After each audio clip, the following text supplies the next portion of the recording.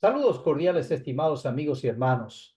Seguimos con la serie con el objetivo de conocer los atributos que transformaron a Jesús el Galileo en una entidad divina inigualable. El estudio, como siempre, es presentado con una exégesis neutra e independiente, fuera de toda confesión religiosa y libre de cualquier dogma. Tengamos presente que según los evangelios sinópticos, Jesús el Galileo fue un agitador judío que se levantó contra Roma y fue ejecutado por el imperio por el delito de sedición.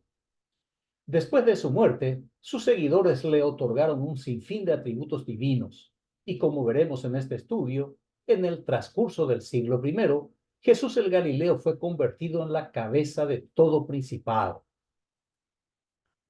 El atributo cabeza de todo principado le fue otorgado por el apóstol Pablo con el fin de magnificar artificialmente su figura divinizada, de modo que sea un Dios atractivo en el competitivo mercado religioso. Colosenses capítulo 2, versículos 8 al 10 dice Pablo, miren que nadie los esclavice mediante la vana falacia de una filosofía fundada en tradiciones humanas según los elementos del mundo y no según Cristo, porque en él reside toda la plenitud de la divinidad corporalmente, y ustedes alcanzan la plenitud en él, que es la cabeza de todo principado y de toda potestad. Recuerde que Saulo de Tarso transformó al Galileo ejecutado por Roma en el Cristo de la fe, diseñó su perfil divino, le fabricó muchos atributos, le otorgó varias funciones en el cielo y en la tierra y elaboró su doctrina.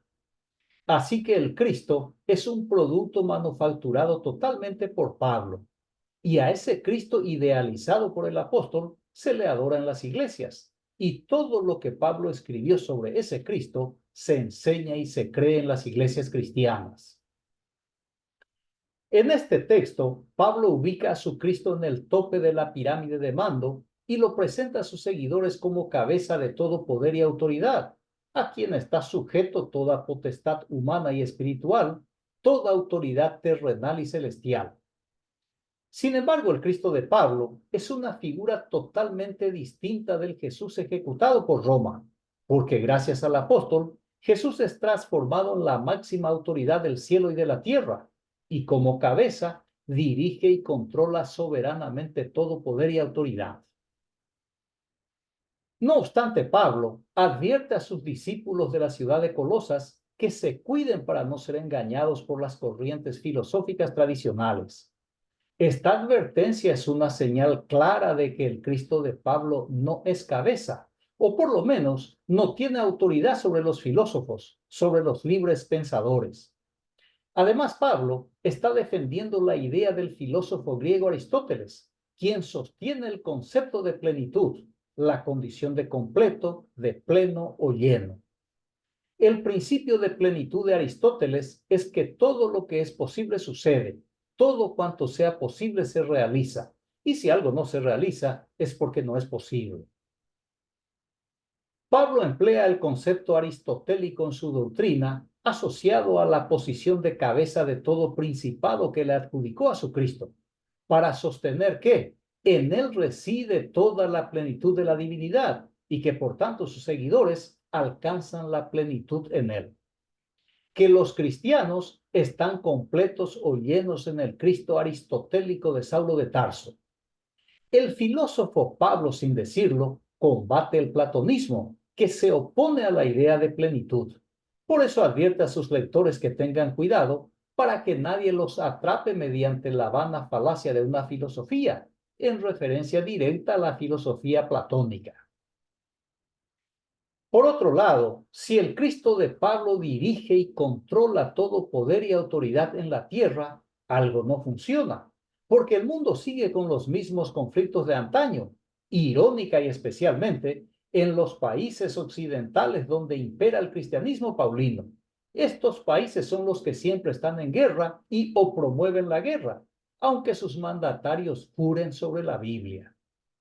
Y no puede ser de otra manera, puesto que el ejemplo de los gobiernos cristianos es el Jesús de los evangelios sinópticos, un hombre que se opone a todo poder y autoridad, al poder político, al jurídico y al religioso. En fin, Jesús es un hombre bastante conflictivo.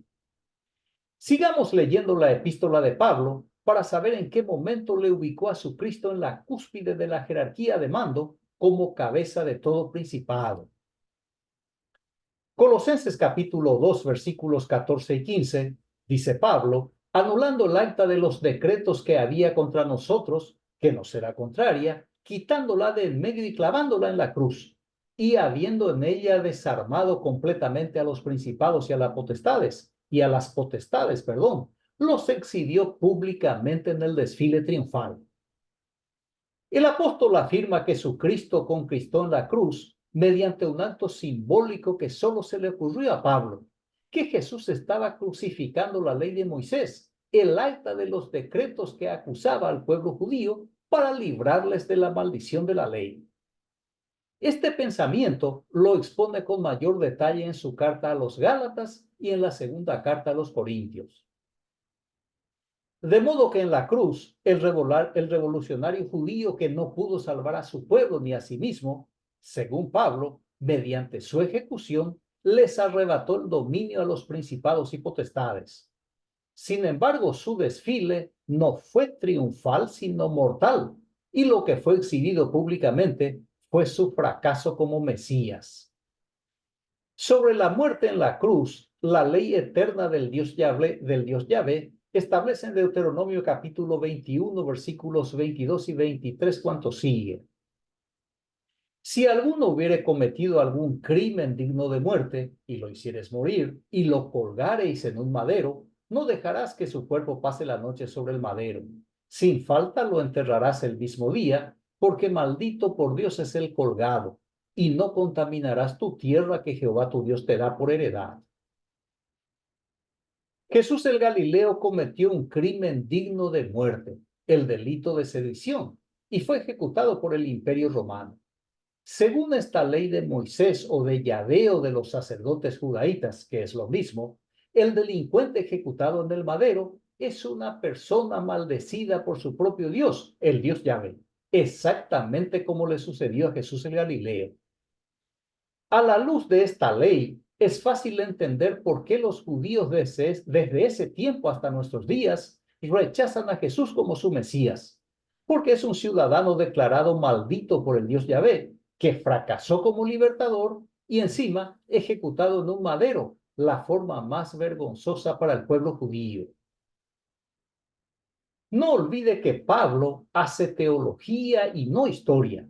El apóstol escribe una narrativa religiosa, alegórica y no histórica, donde la realidad se cubre de fantasía y la verdad se viste de ilusión. El resultado es la nueva religión, el cristianismo paulino. En esa misma línea que el Cristo fue designado cabeza de todo principado, Pablo ofrece otro argumento en Efesios capítulo 1, versículos 20 y 21. Dice allí Pablo, la cual operó en Cristo, refiriéndose al poder de Dios, resucitándole de los muertos y sentándole a su diestra en los lugares celestiales, sobre todo principado y autoridad y poder y señorío, y sobre todo nombre que se nombra no solo en este siglo, sino también en el venidero. El poder del Dios, cuyo nombre se desconoce, le devolvió la vida y se lo llevó al cielo, donde le otorgó un trono a su diestra, una posición que indica que Cristo es de menor rango. Según Pablo, ese Dios desconocido le puso al ajusticiado por Roma, a Jesús el Galileo, sobre todo principado, autoridad, poder y señorío, en ese siglo y en el venidero, es decir, un cargo que ostentaría por toda la eternidad, por siempre y para siempre. Veamos ahora el giro en el pensamiento de Pablo en su misma carta a los Colosenses, en el capítulo 1, versículos 15 al 17. Allí dice Pablo, Él es la imagen del Dios invisible, el primogénito de toda creación, porque en Él fueron creadas todas las cosas, las que hay en los cielos y las que hay en la tierra, visibles e invisibles, sean tronos, sean dominios, principados, potestades. Todo fue creado por medio de Él y para Él, y Él es antes de todas las cosas, y todas las cosas en Él subsisten. Recordemos las dos cosas que Pablo afirmó a los colosenses. Primero, que Jesús fue hecho cabeza de todo principado por su propio mérito en la cruz, anulando la ley de Moisés en todos sus efectos. Y segundo, que el Dios de Pablo y de Jesús le nombró al Galileo crucificado por sedición, cabeza de todo principado, autoridad, poder y señorío. Sin embargo, Pablo en este texto sostiene que el Galileo ejecutado por Roma es la imagen del Dios invisible y el primer ser creado por esa divinidad, cuyo nombre no se menciona en la Biblia cristiana Nuevo Testamento.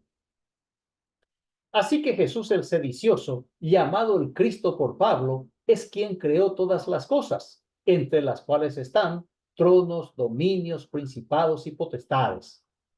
Así que el atributo de cabeza de todo principado, otorgado por Pablo al Cristo de su producción, ni lo conquistó en la cruz, ni lo consiguió a la diestra de Dios, sino que lo poseía antes del día de la creación. Y además de eso, que todas las cosas creadas en Cristo subsisten, donde subsistir es un término filosófico empleado por los estoicos, que Pablo aplica a su Cristo para destacar que que por su poder todas las cosas creadas permanecen. A la luz de lo expuesto de que Jesús el Galileo es cabeza de todo principado, nombrado por el filósofo Pablo, veamos lo que escribió a sus seguidores de la comunidad de Éfeso, en Efesios capítulo 6, versículo 12. Allí dice Pablo, porque no tenemos lucha contra sangre y carne, sino contra principados, contra potestades, contra los gobernadores de las tinieblas de este siglo, contra huestes espirituales de maldad en las regiones celestes. Recordemos que Pablo afirmó a los colosenses, primero, que Jesús fue hecho cabeza de todo principado por su propio mérito en la cruz, anulando la ley de Moisés. Segundo, que el Dios de Pablo y de Jesús le nombró al Galileo crucificado por sedición, cabeza de todo principado, autoridad, poder y señorío. Y en tercer lugar, que Jesús ya poseía el título de cabeza de todo principado antes de la creación y que por su poder la creación permanece. En síntesis, según Pablo, su Cristo es la máxima autoridad en la tierra y en el cielo, y todos los poderes se sujetan a su señorío.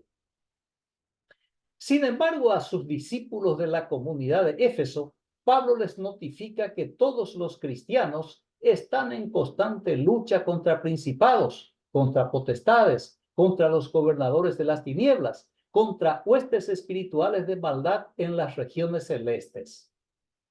En este texto observamos una vez más la hipocresía del apóstol, que a los colosenses les presenta a un Cristo omnipotente, mientras que a los de Éfeso un Cristo impotente.